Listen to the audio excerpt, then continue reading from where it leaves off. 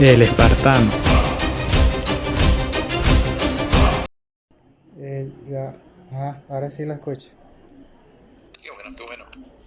Sí, Sí, me dijo que iba a tener dentro de media hora un compromiso. sí, y bueno, mañana me toca predicar, entonces tengo que todavía prepararme mañana y ver algunas cosas que tengo que revisar. ¿Sabes? A veces eso también lleva un poco de preparación. Sí, sí, claro, lo entiendo. Pero fíjese, sobre el tema sí, usted está preparado, ¿verdad? Yo leí algo del capítulo 1 del Génesis, sobre lo que usted me Ajá, había mandado, y conozco el de Filipenses también, capítulo 2. Bueno, no sé qué me iba exactamente a mostrar de ahí con respecto al tema de la Santísima Trinidad, ¿no? Que era mi duda teológica, pues, que yo le quería plantear a usted, pues, sobre cuáles eran las bases bíblicas, desde el punto de vista bíblico, para afirmar de ajá. que Dios es una pluralidad, es decir, un ser, una entidad plural, pues, en este caso, compuesto por tres divinas personas que conforman un solo Dios. Ujú. ¿Verdad? Eso es lo que yo quería que usted me explicara, pues. Ya. Este, pero tú eres católico, ¿o no? No, yo no soy católico, soy un estudiante de la Biblia. Sí, soy de Ajá, familia católica. Mi madre y mi padre sí son católicos. ya. Pero, o sea, sabe que en temas teológicos es difícil que normalmente un católico esté preparado, pero al menos que sea un como usted, como un diácono, un sacerdote, personas que han ido a seminarios, ¿verdad? Y tienen esa facultad, esa preparación, porque para eso los ha preparado la iglesia, pues, para estar diestros en este Claro. tema y ayudar al cuerpo de la iglesia, pues, que sean los miembros. Sí, y disculpa, no quiero que interpretes mal. La pregunta me refería más que nada para aclarar, porque a veces es un poquito difícil cuando o tomas una perspectiva ya, vamos a decir, ya una perspectiva establecida, ¿no? Entonces, cuando uno ya toma una perspectiva establecida de que, por ejemplo, no es así o yo no creo, entonces es un poquito más difícil, ¿no? Por ejemplo, hablar con una persona que por ejemplo, y he conversado, por ejemplo, con testigos de Jehová, ¿no? Entonces es un poquito difícil explicarles a ellos, más difícil es explicarles la teología de la Santísima Trinidad, ¿no? Con respecto a eso, porque no la van a entender. Déjame te comparto algo. Chequea tu Messenger ahorita, si lo puedes ver, te voy a compartir algo que quizás sea un poquito más fácil de que lo entiendas. Espérate, a ver si me salgo. Sí, sí, Ok, aquí estoy viendo el correcto. Messenger. Sí, dame un segundo porque... Esa es mi postura, señor Gustavo, Ya, la que usted mencionó. Tengo la misma postura con respecto al tema de la Trinidad que igualmente tienen todos los testigos de Jehová. ya. No, y te entiendo, o sea, te entiendo y con mucha justificación, ¿no? Entonces, porque, por ejemplo, ellos creen que, bueno, en verdad Jesús no existió y a veces también, pues, entran hay muchas dudas, ¿no? Y podemos ir descubriendo varios puntos, por ejemplo, a través de la historia, ¿no? De dónde viene y cómo hubieron también muchos, ¿cómo se llama? Muchas dudas y en verdad, pues hasta cierto punto hubo mucha herejía también durante esa época, o sea, los primeros 400 años también son una parte muy clave para poderla entender, Claro, porque así como hoy en día también existen esas mismas teologías o esas mismas herejías, digamos una herejía positiva, ¿no? Hablando positivamente, no negativamente, porque en verdad son dudas justificadas, ¿no? Para entender todo este concepto de la Santísima Trinidad, obviamente, y no solamente la Santísima Trinidad, sino el concepto de la teología, por eso es que a nosotros en el seminario nos enseñan 2 años en diaconados. Obviamente en sacerdocio es mucho más grande o mucho más largo, porque ellos sí tienen que estudiar 4 años de teología, filosofía y 4 años de teología. Si te das cuenta, a nosotros también nos empezaron con filosofía. Y la razón por la que uno empieza primero con filosofía es porque todo, así como tú estás cuestionando, todo tiene que empezar por medio de la razón. Claro, Si tu mente no entiende, no razona el porqué de las cosas, que viene a ser la parte filosófica, ¿no? No la vas a poder entender, no la vas a poder creer, ¿ves? Entonces, eso nos decía a nosotros. La gracia viene de arriba, obviamente la gracia de Dios es la que nos abre nuestros corazones, nos abre nuestras mentes primero, ¿no? Es el Espíritu Santo. Entonces llega y tiene que primero ver cómo nosotros prepararnos para que cómo nosotros podamos recibir esa información. Una vez que ya nuestra información ha sido recibida, ya la creemos. Una vez que la creemos, se implanta en el corazón. O sea, ya se vuelve fe. Ya la crees y ya se vuelve fe, ¿no? Pero la fe no queda ahí. Y esa es la diferencia entre, por ejemplo, el católico y el que no es católico. La iglesia, la doctrina católica te empuja a de que vayas más allá de la fe. La razón por la cual nosotros analizamos esto es porque Dios es como una inversión, ¿no? Tú pones tu dinero, tú recibes tu dinero, tú trabajas, recibes tu dinero y lo pones en el banco, pero ganas, lo pones en el banco ¿cómo se llama? Con la intención de que gane intereses, ¿no? Le saques producto a tu dinero. O sea que si no, pues te lo quedarías en tu casa, lo dejarías bajo tu almohada y ahí se queda, pues no gana nada, ¿no? Y hay varios artículos con los que se refiere Dios al acerca de eso. Pero, en verdad, si te das cuenta, lo mismo hace Dios. Dios nos da su gracia, la razonamos, la digerimos, queda en nuestra mente, y ahí de eso también habla Jesús. Y después, supuestamente, tiene que producir frutos. Ahí es donde entra nuestra doctrina católica, difiere de las otras doctrinas. La fe nomás no basta, porque ves, tener fe solamente queda en el corazón y ahí quedó. No produce frutos. Es como decirte, tú pones tu dinero debajo de la almohada y no te produce nada. Entonces tú tienes que hacer que eso produzca, y es lo que quiere, que Dios regrese con una inversión. Entonces la gracia de Dios viene a través de nosotros y regresa a Él por medio de inversión, y esa inversión es como nosotros tocamos el corazón de otras personas de la misma manera, ¿no? Así como estoy tratando de quizás ayudarte a entender, de esa misma manera también nosotros a través de nuestras acciones, nuestros comportamientos, podemos influenciar como otra gente, ¿no? Razona para poder acercarnos a Dios, ¿no? Entonces en ese sentido es donde el Espíritu Santo está trabajando. Ahora, déjame, como te dije, dame un segundito para buscar esto, cubrir con más detalle. sí, y con respecto a lo que algo interesante que usted mencionó sobre lo que es la razón, el razonamiento, ¿verdad? Que ya es algo que hacemos nosotros los seres humanos porque Dios no puede pensar por nosotros, Él nos da su palabra a la Biblia y ya queda de parte de nosotros que pongamos manos a la obra, pues de que la estudiemos y escudriñemos en ella, ¿verdad?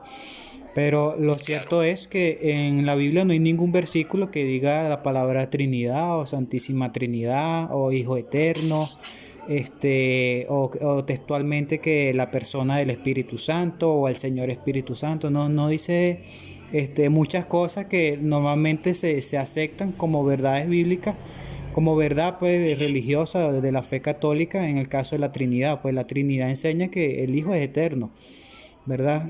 Claro. La misma palabra en sí no está en las escrituras. Entonces yo sé que cada cosa que yo enseñe no necesariamente debería estar textualmente en la Biblia, pero sí se debería entender desde un punto de vista lógico o razonable de lo que estamos hablando, lo que yo voy a enseñar. El apóstol Pablo escribió a los Corintios en la segunda carta que no enseñen más allá de lo que está escrito, ¿verdad? Ahora, enseñar que Dios es una Trinidad, oye, debería por lo menos el concepto de lo que se entiende por Trinidad estar contenido en las escrituras bíblicas. Aunque la palabra Trinidad no esté, yo lo entiendo, pero debería estar por lo menos el concepto de alguna manera explícita en las escrituras bíblicas y no se halla pues ese concepto, o si se halla, bueno, eso es lo que yo quería compartir con usted pues. Ya. Bueno, vamos a primero, ahí te estoy enviando esto, ojalá que lo puedas recibir. Ve si lo que pues, te pueda ayudar en algo. Ya, bueno, hay una parte, sí. Ahora, yo no sé, también vamos a retener. Primero que todo, me gustaría tocar el punto para poder tener tener mejor comprensión y podernos quizás estar en el mismo plano, ¿no? Explicar un poquito con respecto a la sola escritura, ¿no? O sea, lo que tú dices, tiene que estar en la Biblia, tiene que estar escrito ahí. Yo te pregunto, tú sabes cuáles son los 4 evangelios, ¿verdad? Correcto, sí. Ok, dime, entonces, ¿quiénes son los que escribieron esos 4 evangelios? 4 judíos del primer siglo: Mateo, Marcos, Lucas y Juan.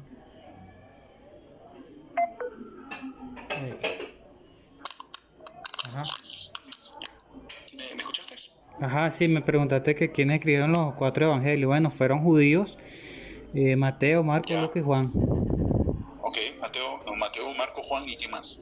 Lucas y Juan. Ok, Lucas y Juan, que son 4, ¿verdad? Ajá. Ok, ahora, sabemos que 2 de esos fueron apóstoles, entonces Ajá. sí conocieron a Jesús, Sí, ¿verdad? correcto. Ok, entonces estamos hablando de Juan y de Mateo, fueron los únicos que conocieron a Jesús.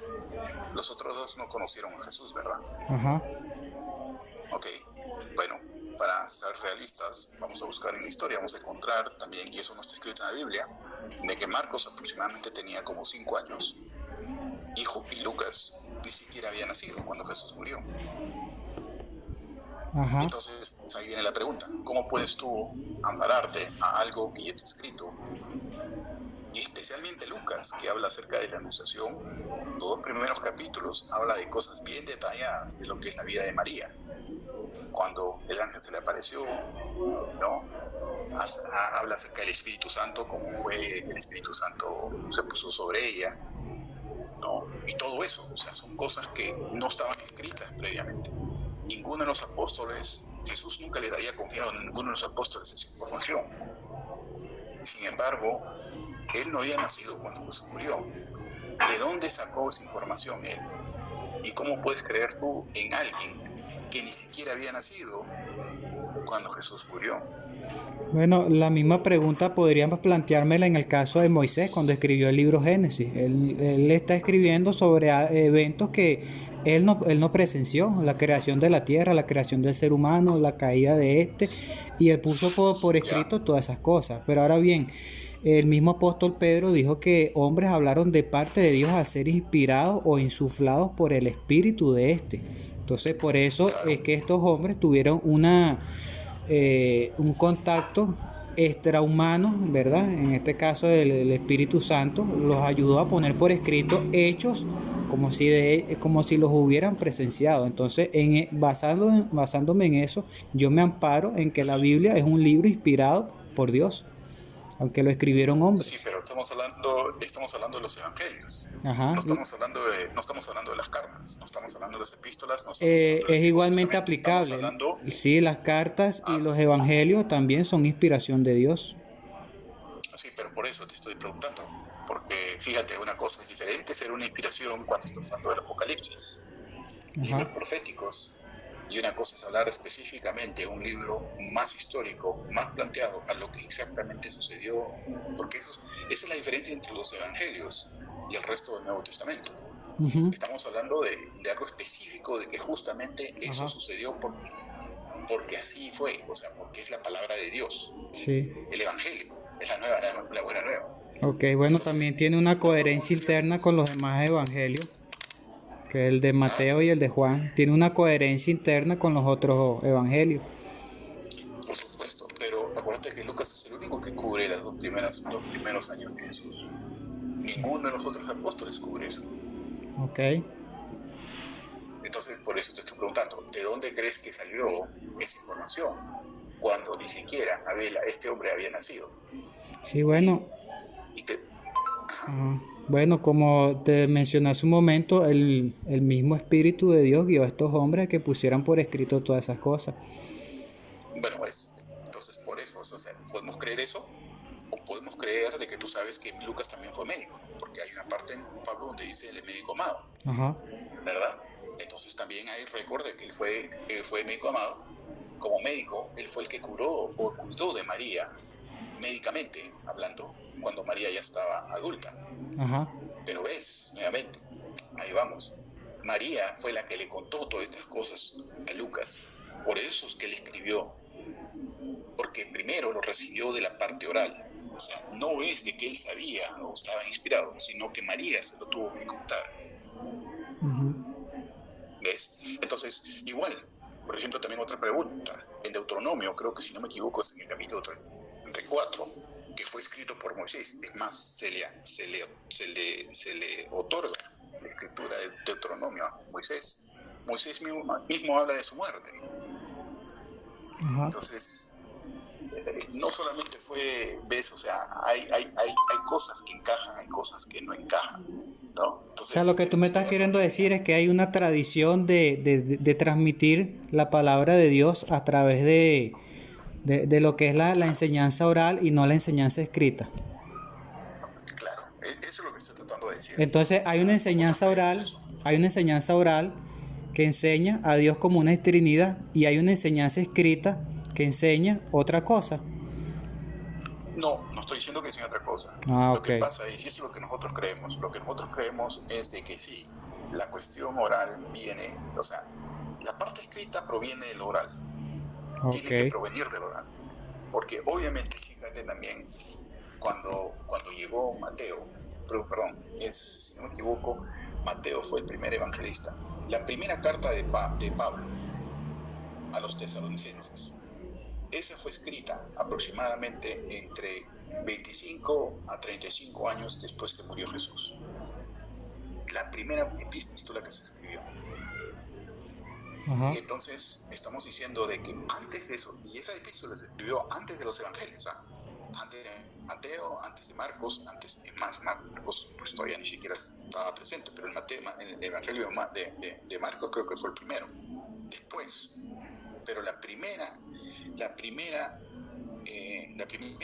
carta registrada como escrita fue la primera carta a los tesalonicenses, casi aproximadamente entre 25 y 35 años después que Jesús murió. Entonces me estás diciendo ahora, cuando solamente creemos lo que está escrito, estamos desechando de que hubo una tradición oral, hubo esa transmisión, esa prédica. La gente, los apóstoles predicaron por 30 años, aproximadamente 25 o 35 años, antes de que apareciera la primera carta de Pablo. Y ellos ya predicaban. Entonces, lo mismo, ¿ves? O sea, ese es nuestro punto.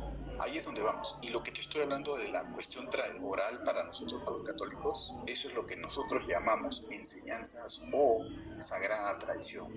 No tiene nada que ver con ritos, no tiene nada que ver con procesiones, no tiene nada que ver con otras cosas que a veces nos dicen a nosotros, de los católicos, que sí, tradición de hombres y otras cosas, y no es así. Esto es lo que te estoy explicando, esta es la verdad de nosotros, ¿no? La verdad de nosotros es eso. La sagrada tradición viene de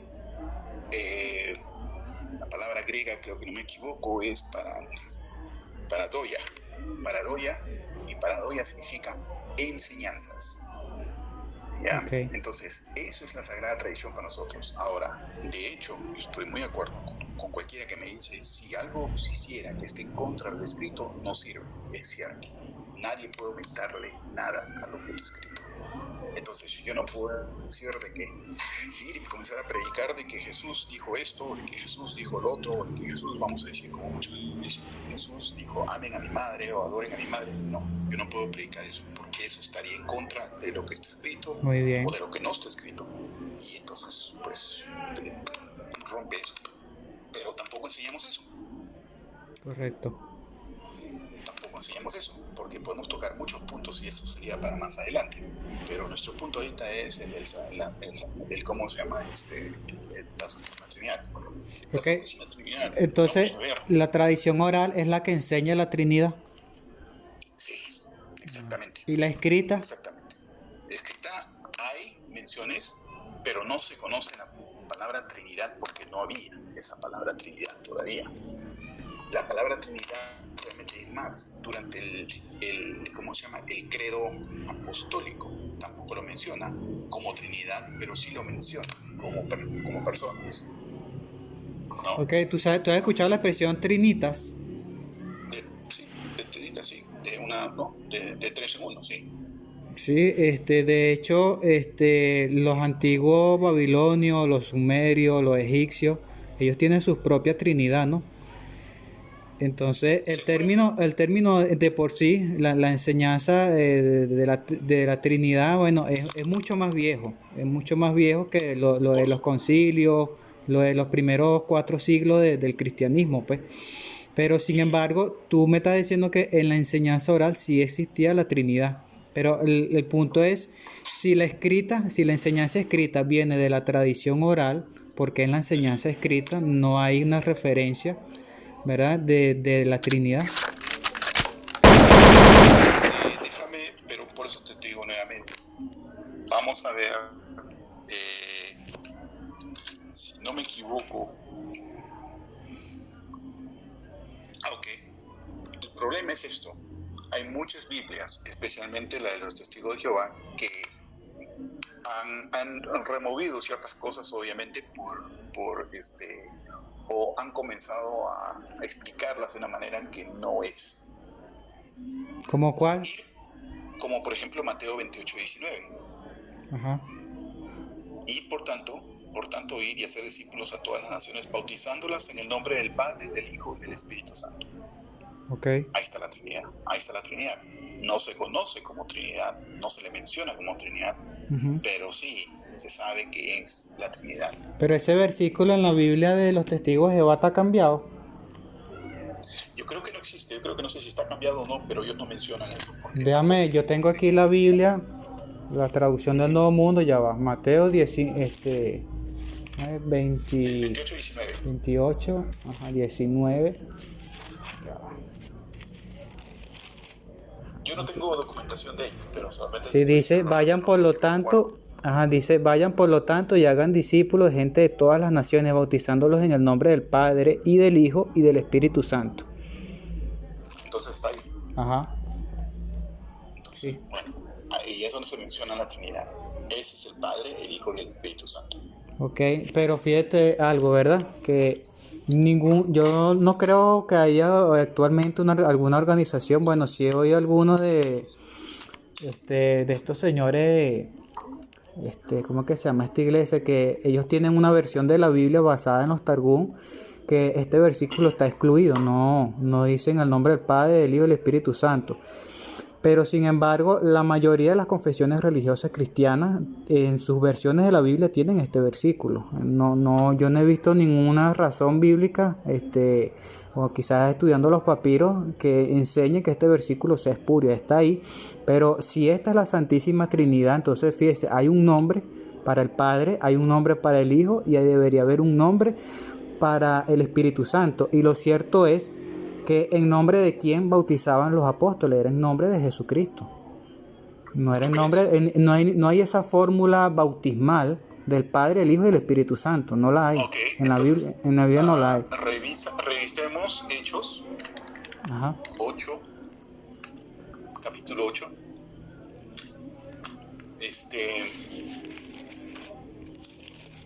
¿8 qué? 8. Y vamos a ir al capítulo, déjame ver, al capítulo del 14 en adelante, hasta el 18. Dice, cuando los apóstoles que estaban en Jerusalén oyeron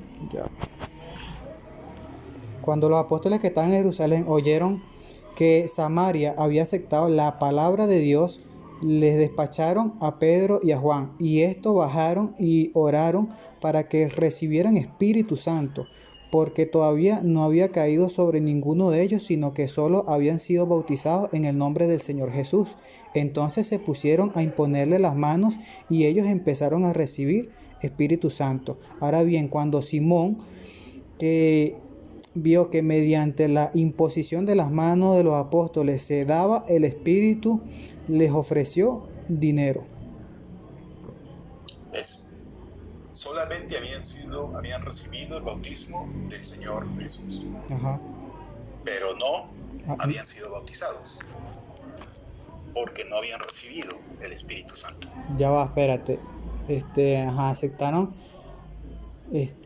porque todavía no había caído sobre ninguno de ellos, sino que solo habían sido bautizados en el nombre del Señor Jesús. ¿Ves? Que es lo que no había caído el Espíritu Santo. Entonces tuvieron que imponerle las manos. Ajá. Por eso es que cuando nosotros bautizamos, también tenemos que imponerle las manos y hacer la señal de la cruz. Okay. Tenemos que hacer la señal de la cruz porque es en el nombre del Padre, del Hijo y del Espíritu Santo. Eso hacemos con los niños. Ajá. Entonces, no basta solamente ser bautizado en el nombre del Señor Jesús. Ahí está en la Biblia. Ok. Pero ¿de qué manera esto fundamenta la Trinidad? No veo el punto. Porque, nuevamente, tienen que estar los dos presentes para realmente ser un verdadero, o sea, haber sido bautizado. No son tres. Pero en tal caso, fíjate algo, si nos vamos a ir textualmente a lo escrito, se menciona a Jesús y el Espíritu Santo y el Padre. El Padre, ¿Aló? sí, Ajá. ¿El Padre qué? claro, entonces, sí, pero entonces tendríamos que continuar leyendo un poco más. Continúa leyendo. Sí, bueno, aquí es cuando este señor le ofrece el dinero por el don del Espíritu Santo y aquí Pedro los reprende, ¿no? Sí, ¿qué le dicen el 20? Ajá, pero Pedro le dijo: perezca tu palabra contigo, porque pensaste conseguir posesión de la dádiva gratuita de Dios mediante dinero. Del don de Dios. Ajá, Entonces Dios está ahí. correcto. Entonces, o sea, a eso es lo que estamos viendo. Obviamente cuando recibes el bautismo es porque Dios te está dando la intención, bueno, por lo menos esa es la diferencia para nosotros. La intención del bautismo, el propósito del bautismo es para que tú recibas nuevamente, vuelvas a estar en gracia con Dios. Ok. Entonces por eso necesitas ser bautizado por el Padre, el Hijo y el Espíritu Santo, porque primero vas a estar en gracia con Dios y vas a estar en gracia con Dios a través de Jesucristo y por medio del Espíritu Santo. Sí, pero fíjate algo, que el hecho de que alguien sea bautizado en el nombre del Padre, del Hijo y del Espíritu Santo implica el hecho de que Dios sea una Trinidad. Entonces, ¿por qué más puede ser bautizado? Porque en otras ocasiones bautizados los discípulos solamente en el nombre de Cristo. Entonces habría que creer entonces en Dios como enseñan los unicitarios, como una unicidad. Pero por eso estás tratando de separar, pero tú lo estás viendo tan claro. En 8:16, perdón si no me equivoco, sí, pues en el 16, podías ser bautizado por Jesús nada más, en el nombre de Jesús. Ajá. Pero no cumplías. Porque está diciendo ahí bien claro que no había descendido sobre ninguno de ellos. Uh-huh. ¿Qué era lo que no había descendido sobre ellos? ¿Qué era lo que no había descendido sobre ellos? El Espíritu Santo. Ajá, pero entiéndase que si el Espíritu Santo es una persona, entonces debían ellos llenarse de una persona. No, porque entonces estás hablando de personas, por eso te digo, nuevamente, tienes que salirte de tu caparazón, vamos a decir, caparazón terrenal, material. Tú no puedes considerar una persona y tratar a una persona espiritual de la misma manera como tratarías a una persona terrenal, porque una persona terrenal obviamente ocupa espacio. Ajá. Y es ilógico pensar de que un Espíritu Santo, un Dios Padre y un Dios Hijo, hablando terrenalmente, no tiene ningún sentido, no tendría ningún sentido, porque yo no puedo ser tú ni tú puedes ser yo a la misma vez. Correcto. Somos completamente dos personas diferentes. Como tampoco el Padre puede ser el Hijo, ni el Hijo puede ser el Padre. ¿O sí pueden? Bueno, sí, pues es lo que he dicho, o sea, son, pero por eso te estoy diciendo nuevamente, por eso te envié eso, ese, no sé si lo llegaste a ver, pero el Padre no es el Hijo no es el Espíritu Santo, y el Espíritu Santo tampoco es el Padre. Son diferentes, no son intercambiables. Jesús nunca se vuelve el Espíritu Santo, ni el Padre se vuelve el Hijo, nunca sucede así. Claro, pero los tres juntos sí son Dios. Ajá, ok, bueno, eso es lo que yo bíblicamente quisiera entender, porque me está mostrando el caso de la Trinidad en el bautismo. Ajá, hasta ahora me has mostrado el caso de la Trinidad en el caso del bautismo, ¿verdad? Que el hecho de que Jesús haya mandado a bautizar en el nombre del Padre, el Hijo y del Espíritu Santo. Pero Sí. esto para mí Hay no otro. enseña, no fundamenta el hecho de que el Espíritu Santo sea una persona y que los tres en sí formen una unidad, una unidad divina, un Dios, los tres juntos, ¿verdad? Que es lo que enseñaría en este caso la tradición oral de la Iglesia Católica. Claro. Si yo Bueno, enseñara que el con respecto Espíritu a... Santo es una fuerza activa, ¿estaría correcto o incorrecto esa enseñanza? Perdón. Si yo enseñara que el Espíritu Santo es una fuerza activa, como enseña la Organización de los Testigos de Jehová en su Biblia, pues yo leo aquí Génesis 1:2 en la traducción de los Testigos de Jehová y dice en el versículo 1:2, déjame buscarlo aquí, yo lo he leído.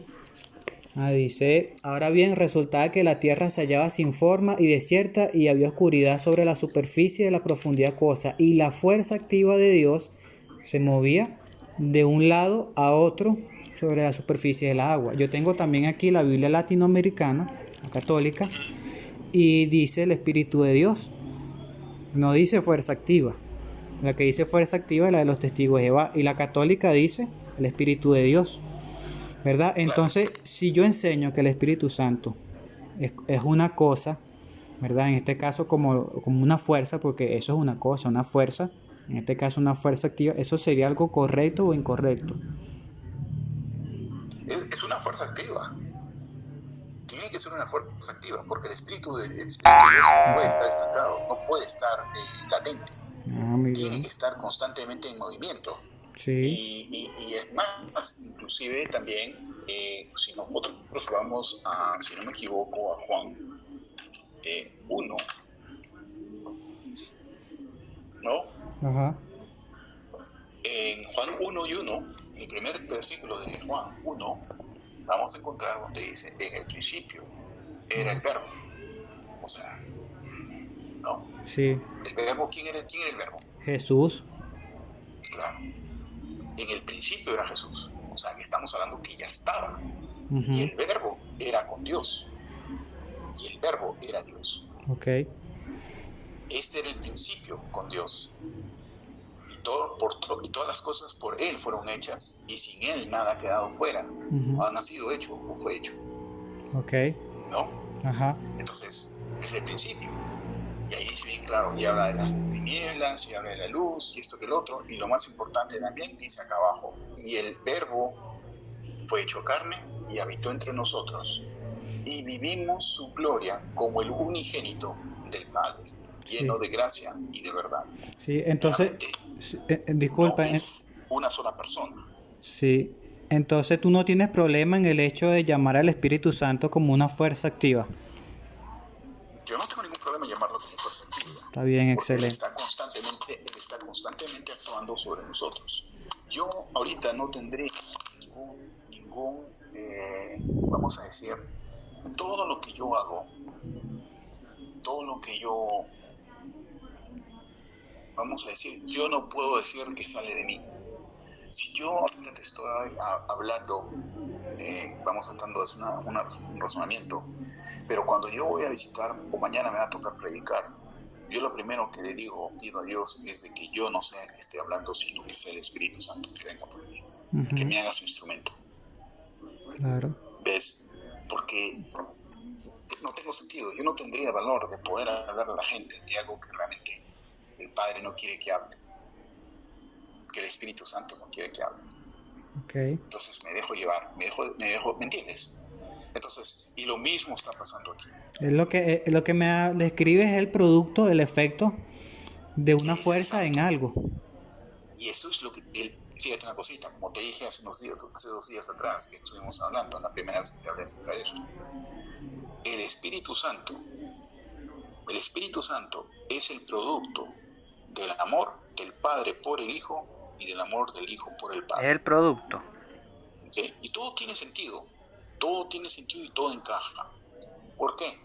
Porque te voy a decir una cosa, te pregunto yo, ¿tú crees que fue necesario de que Jesús viniera a estar con nosotros? Sí, por eso Dios lo envió. Okay.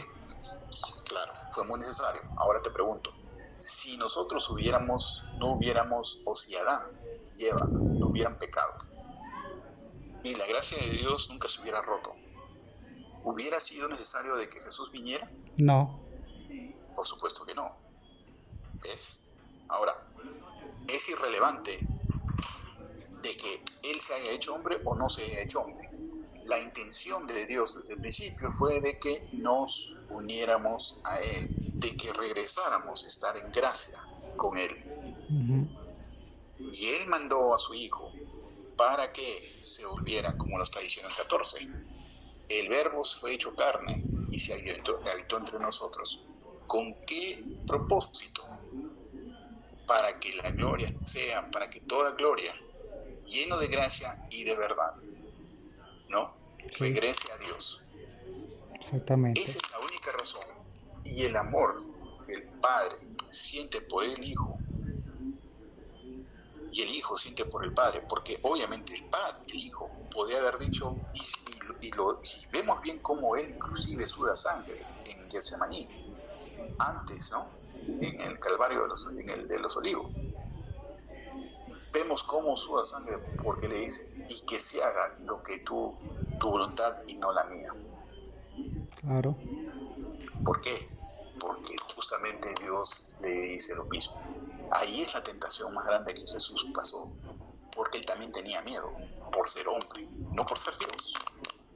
Él como Dios ya sabía exactamente dónde iba a ir y dónde estaba encajando. Pero como hombre, ¿no? De cuerpo y sangre, de cuerpo, carne y hueso, Él también tuvo miedo. Okay. Entonces, por eso tuvo que hacer. Y ese amor que Él sintió por el Padre y nunca lo falló, fue justamente lo que Él viene a decirnos en el día que Él se está yendo para arriba. Dice, yo les voy a dejar el Paráclito a ustedes para que los guíen.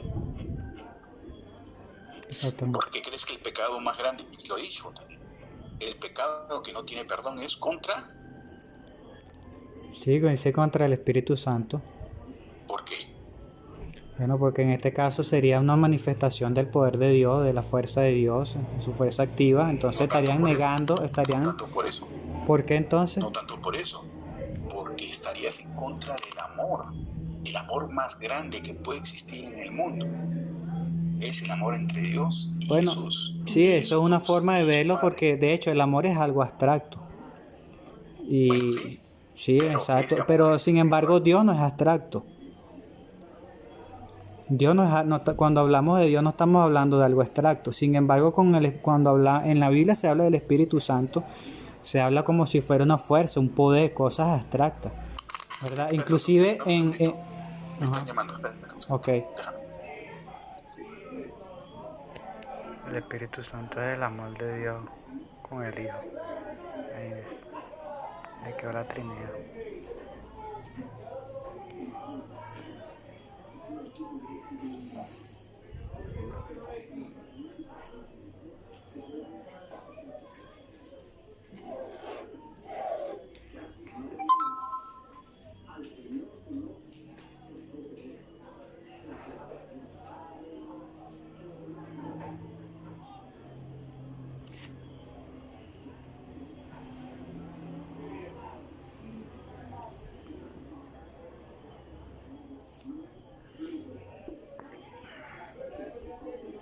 Aló. Ajá. Perdón. Sí, a veces estaba llamando a mi esposa.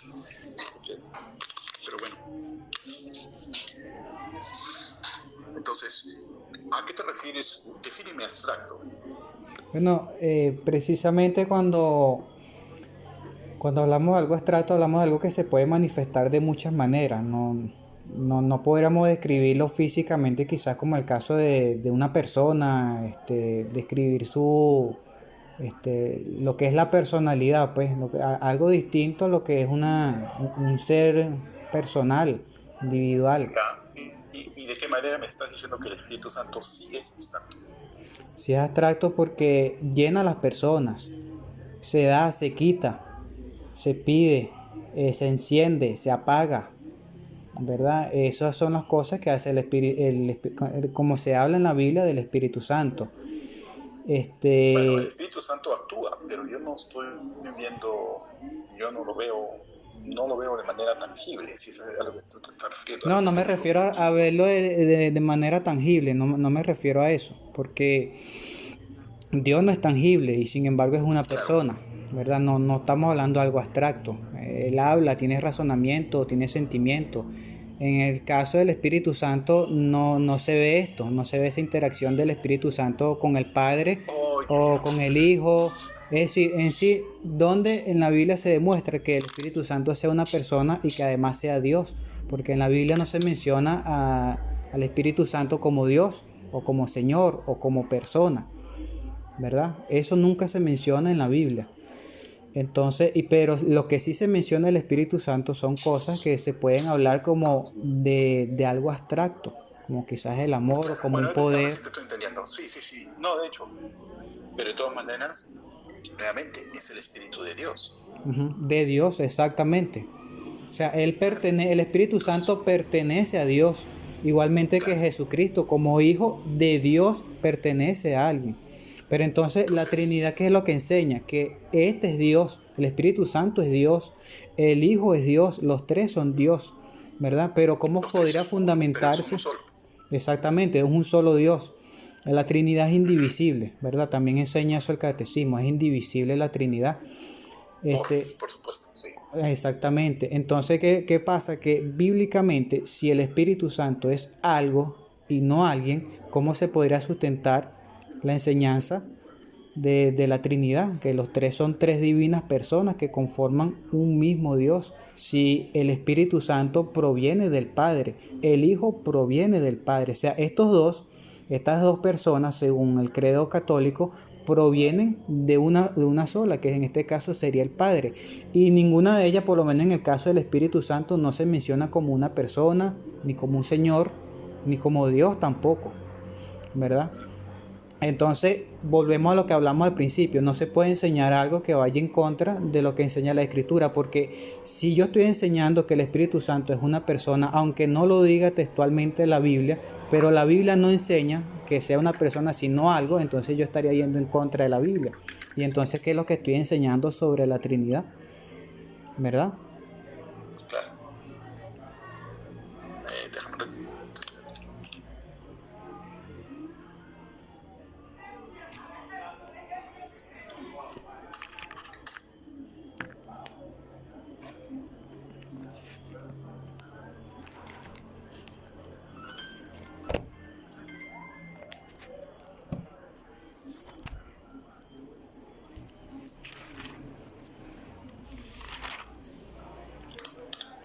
Déjame buscar una cosita más aquí.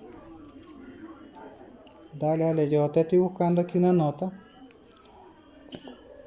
de que tiene aquí algo que dice bien interesante la Biblia latinoamericana. Hay que se menciona el Espíritu Santo en el versículo 8 entre el agua y la sangre, ¿verdad? Entonces, el agua y la sangre no son personas. Sin embargo, dice el texto que da testimonio junto con el Espíritu Santo.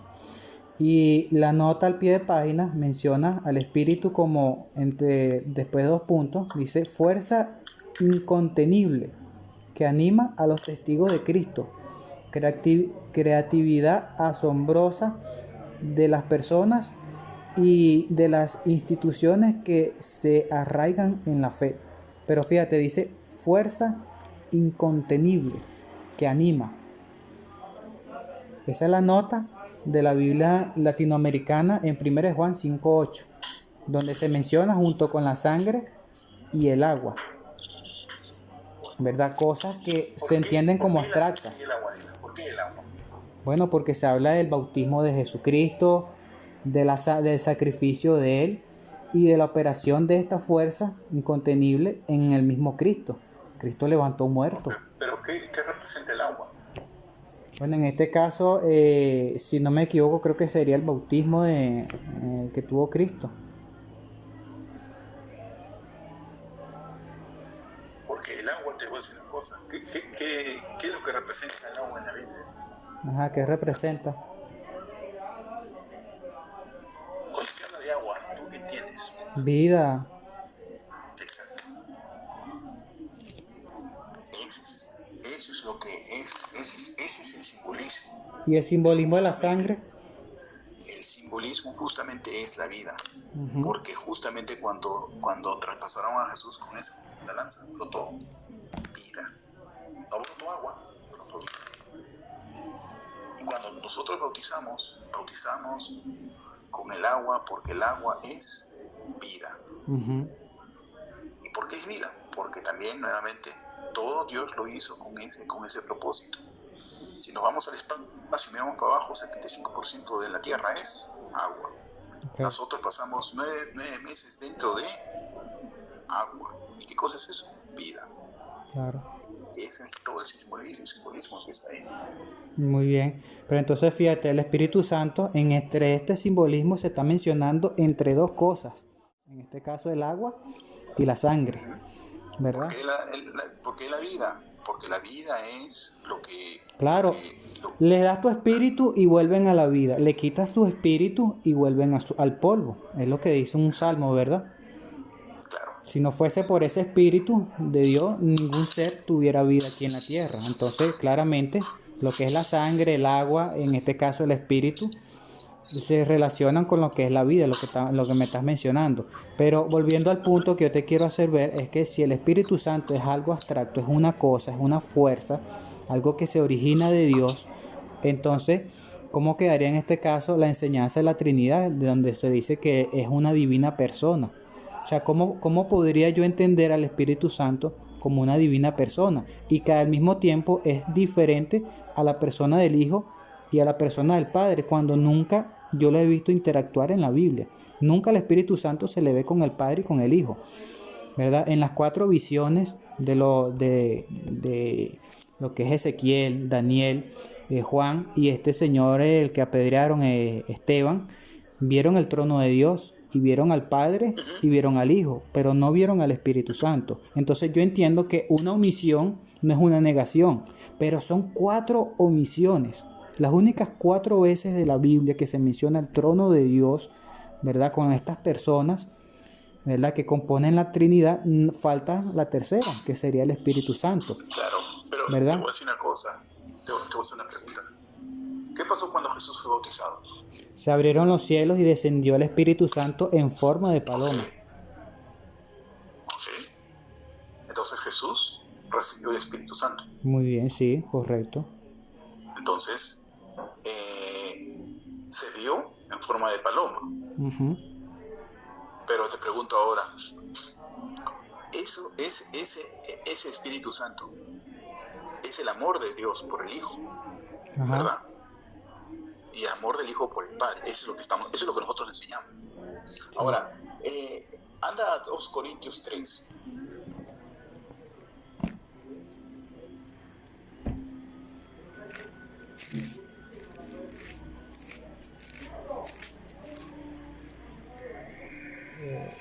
Capítulo 2, versículo 3. De modo que ya va. De modo que escribí esta misma cosa para que cuando vaya no me entristezca por causa de aquellos de quienes debería regocijarme, porque tengo confianza en todos ustedes en el sentido de que el gozo que tengo... Aguanta. No creo que estás en 2 Corintios capítulo 3. Capítulo 3, si me he equivocado. Ok. 3, versículo ¿qué? ¿Versículo qué? Perdón. Versículo 1, sí. Desde el versículo 1. Sí. Comenzamos de nuevo a recomendarnos a nosotros mismos. ¿Acaso necesitamos, como algunos hombres, cartas de recomendación para ustedes o de ustedes? Ustedes mismos son nuestra carta inscrita en nuestros corazones y conocida y leída por toda la humanidad. Sigo. Porque queda mostrado que ustedes son carta de Cristo escrita por nosotros como ministro, no escrita por tinta, sino con espíritu de un Dios vivo, no en tablas de piedra, sino en tablas de carne, en corazones. Es lo que te estaba diciendo antes. Es como el Espíritu Santo entra. Primero entra por el razonamiento. pero no basta. Ujú. O sea, no basta que yo me memorice la Biblia, no basta que yo lo tenga en piedra, que yo haga, sino tiene que entrar en el corazón. Continúa. Ok. Ahora bien, mediante Cristo tenemos esta clase de confianza para con Dios. No que de nosotros mismos estamos adecuadamente capacitados para estimar algo como previamente de nosotros mismos, sino que el estar nosotros adecuadamente capacitados proviene de Dios. ¿Ve? Ujú. Ok. Vamos a leer hasta el 8. Y quien verdaderamente nos ha capacitado adecuadamente para ser ministro de un nuevo pacto, no de un código escrito, sino de espíritu, porque el código escrito condena a muerte, pero el espíritu vivifica. Además, si el código que administra muerte y que fue grabado en letras en piedra, se efectuó con una gloria, de modo que los hijos de Israel no podían fijar la vista con intensidad en el rostro de Moisés a causa de la gloria de su rostro, gloria que había de ser eliminada, porque no debería ser con mucha más razón, con gloria, la administración del Espíritu. De hecho, Ujú. entonces ahí es donde te digo nuevamente, es el espíritu, y tienes razón, podría estar de acuerdo hasta cierto punto. Es abstracto porque no se ve, no tiene, no se le asigna el cuerpo. Por ejemplo, sabemos que el Padre existe, el Padre tiene sentimientos, como tú lo has dicho en tu Razona, definición. Lo interactúa. mismo también sucede con Jesús. Jesús también tomaba decisiones, se hizo hombre, sabemos que tiene eso, pero el Espíritu Santo no. Pero sin embargo, sabemos muy claramente aquí que el Espíritu Santo actúa Claro, y necesita de nosotros para actuar. sí. Él es el que, como te dije, Él es el único que nos puede llevar a Jesús. Él nos puede llevar nuevamente a estar en gracia. Bueno, Por eso es que, en base a esto, vas a ver cómo lo que no está, el pecado contra el Espíritu Santo, porque este Espíritu Santo, como te digo nuevamente, es el amor más puro que puede existir entre lo divino. sí. Bueno, ya hemos visto claramente una diferencia, ¿no? Entre lo que es la persona, la tercera persona, que sería el Espíritu Santo, ¿verdad? Ya de hecho estamos de acuerdo en algo, ¿no? Que es una fuerza activa que en las escrituras se presenta como algo abstracto, ¿verdad? Quizás hasta como el amor, comparable al amor, a la vida también. Eso es el Espíritu Santo. Pero ahora, en cuanto a lo que es el Hijo, la persona del Hijo, ¿cuál es la diferencia? Porque se enseña también en el mismo catecismo que es una persona distinta a la del Padre. O sea, ¿en qué es distinto al Hijo del Padre? Porque fíjate, el mismo título lo dice, no, hijo, ¿verdad? Sí. Cuando hablamos de un hijo es que proviene de alguien. Jesús como hijo Pero, proviene del Padre. claro, pero acuérdate una cosa también. ¿Qué cosa fue? No es de que el Padre, y tenemos que salirnos de esa caparazón de lógica para entender de que yo soy el Padre y mi hija o mi hijo no es lo mismo que yo siendo padre tengo que ser mayor que mi hijo, obviamente en nuestra vamos a decir, En nuestro en lenguaje. nuestras culturas, sí, o sea, genérica, por generaciones es así, siempre ha sido, ¿no? Uh-huh. O sea, por muchas razones, ¿no? Mi hijo, bueno, yo solamente tengo 2 hijas, pero vamos a decir, y uno pues obviamente no puede, si mi hija me responde, yo me siento mal porque pues soy el padre, ¿ves? Entonces me va a enojar, obviamente. Ella, ¿por qué me tiene que contestar a mí? ¿Por qué me tiene que responder? Porque esa es la manera humana como nosotros pensamos. Pero esa lógica no encaja dentro de lo que es la Sagrada Trinidad. Esos niveles de división entre el Padre y el Hijo no existen. Pero ¿por qué no si ese es el lenguaje en el que ellos mismos se están presentando? ¿Por qué? Porque estamos hablando de un amor puro. Estamos hablando de una cuestión divina, de un amor espiritual. Entonces, en el amor espiritual no podemos decir de que el Padre amó más al Hijo y de que el Hijo amó más al Padre, porque los dos son lo mismo. ¿Cómo que son lo ¿Me mismo? No entiendes? entiendo. En el amor espiritual que viene a ser el Espíritu Santo, la unión, ¿ok? La parte abstracta, el amor en sí entre el Padre y el Hijo, el nivel de amor que los dos sintieron es el mismo. Porque vamos a decir, el amor del padre hacia un hijo, hablando terrenalmente, en mi caso, si yo veo que alguien le va a meter un golpe o va a herir a mi hija, yo me voy a interponer y aunque me mate, yo me voy a sacrificar, porque ese amor de padre a hijo, ¿ves? El Ok. padre hace todo por sus hijos, porque así es la naturaleza, pero sin embargo no se espera lo contrario. Yo sé que los hijos también aman mucho a sus padres, pero no se espera de que los hijos se sacrifiquen por los padres. Casi siempre tenemos esa mentalidad de pensar de que el padre tiene que tener amor, mayor amor. ¿Por qué?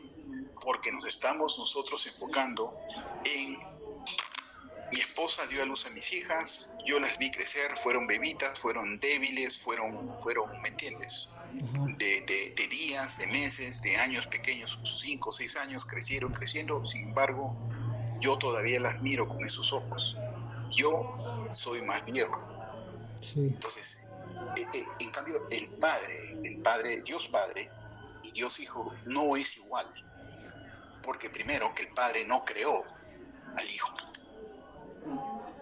El Padre, la perspectiva de que Dios Padre, si Dios Padre hubiera creado al Hijo, entonces sí tuviera sentido de que nosotros tendríamos una perspectiva de cómo Dios ve al Hijo. Pero ¿y entonces por qué es ¿Entiendes? padre si no lo creo? Porque es Dios. Porque es Dios. Entonces a nosotros sí nos creó. Ya va, no entendí. O sea, Dios, no lo creo porque es Dios. No claro, entendí. porque un solo Dios, los dos eran lo mismo. Sí, pero fíjate que el hijo llama al padre padre y el padre llama al hijo hijo. ¿Sí? ¿Por qué razón? Porque, Si porque, uno no creó al porque otro. está acá. Porque está acá. Estaba aquí. ¿Cuál fue la razón de que Jesús también vino? Ajá, Jesús vino por muchas razones. No claro. solamente para morir por nosotros. Jesús vino también para dejarnos una iglesia y un modelo. Un modelo de cómo nosotros debemos ver al Padre. Por eso es que cuando él le dice, ¿cómo nosotros debemos orar al Padre? Padre nuestro que estás en los cielos, santificado. Ajá, Y lo dijo. exacto. Porque eso no nos dejó. O sea, es un Eso ejemplo. él Es un jamás. ejemplo. Sí, pero la cuestión es que antes de que Jesús viniera en la tierra, ya se hablaba de Jesús como hijo. Ya él era el hijo de él. Inclusive antes de crear la tierra. Y aún estando en los cielos, Jesucristo no solamente llama al Padre mi Padre, sino también lo llama también mi Dios. No Yo es te solamente pregunto, cuando dime, está aquí. ¿en qué parte del Antiguo Testamento se menciona de que Jesús era el Hijo? Proverbios, ¿le tienes la Biblia ahí en la mano? A ver. Proverbios capítulo 30.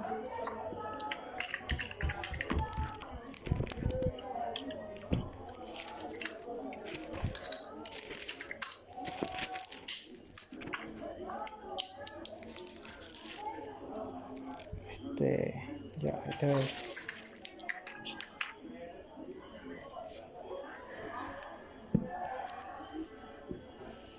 Ya lo tiene. Sí. Proverbios capítulo 30, versículo 4. Si lo puedes leer tú esta vez. Ok. ¿Y quién subió al cielo y descendió? ¿Quién encerró a los vientos en sus puños? ¿Quién ató el agua en un paño? ¿Y quién afirmó a todos los términos de la tierra? ¿Cuál en su nombre, en nombre de su Hijo, si sabes? Ajá, fíjate. Antes de la creación, ya Jesucristo, ya se hablaba del Hijo de Dios. Claro, pero acuérdate una cosa, acá no habla de que Él lo creó. Bueno, con respecto al tema de la creación, lo cierto es que fíjate, me pediste un texto donde se hablara en el Antiguo Testamento de Jesús como hijo de Dios. Y fíjate, te lo mostré antes de la creación. Cuando Dios estaba creando ya tenía un hijo, ¿verdad? Y tanto él tenía un nombre como su hijo también tenía un nombre. Ahora, con respecto al tema de la creación, fíjate, ¿me puedes leer Proverbios capítulo 8:22? En el mismo libro de los Proverbios.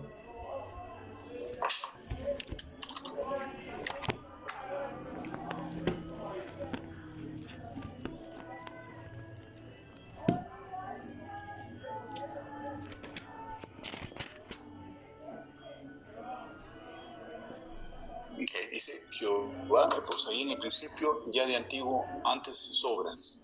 Ajá. Ok. Sí, fíjate que ahí se me poseía, ¿no? Pero el verbo caná, o en el griego dicen es crear, crear de la nada, formar de la nada. Entonces, fíjate, ahí dice poseer, pero ¿de quién se está hablando? Sí, pero hay una cosa también. Acuérdate, dices en griego. Proverbios, si me equivoco, no fue escrito en griego. Sí, pero tenemos la Estás hablando Septuaginta griega. de la Septuaginta. Exacto. Sí. ¿Aló, me escucha? Sí, sí, sí. Ajá, entonces fíjate, en Proverbios capítulo 8:22 se está hablando de Cristo, ¿sí o no? Bueno, tengo que leer, en verdad, tendría que leer todo lo anterior para poderte responder. Yo tengo aquí la Biblia católica, la latinoamericana, la edición de estudio, y aquí se dice que esta es una figura de la persona del Hijo.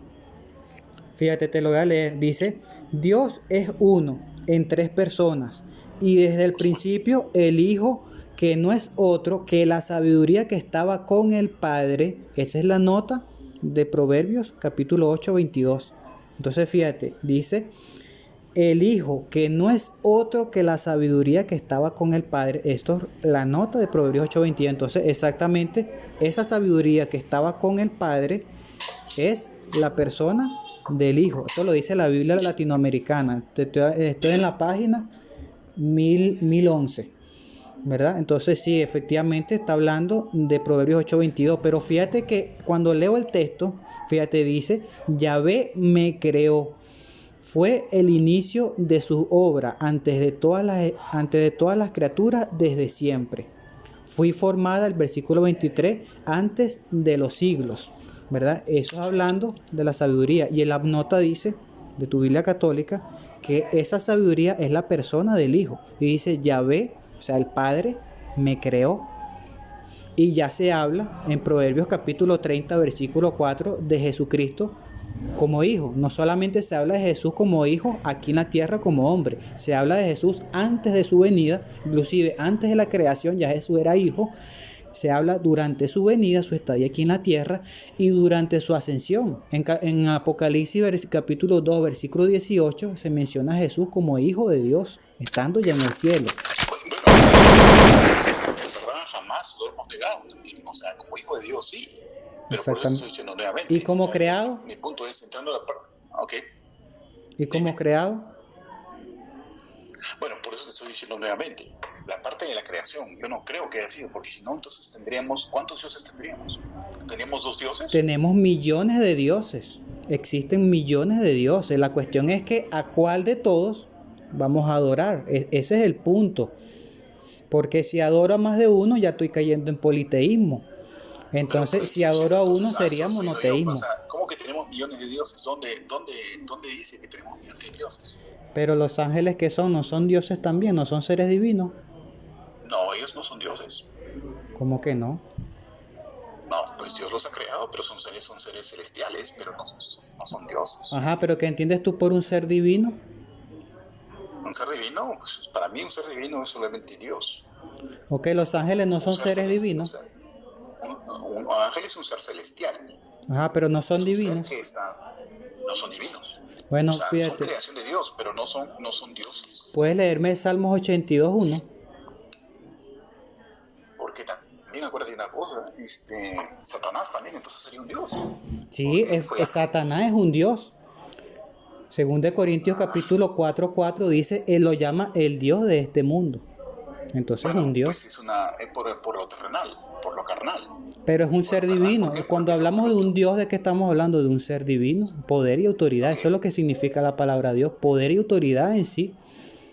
Bueno, podemos diferir ahí quizás también por la parte también, acuérdate de una cosa, también cualquier pedazo de madera también es un Dios para cualquiera. Sí, pero ese pedazo de madera no tiene ningún poder y Satanás sí. Pero o sea, se les llamaba dioses también. O sea, y eso es lo que Dios está en contra. Pero dime, Proverbios, ¿cuál es el que dices? Salmo 82:1. Oh, Salmo 82.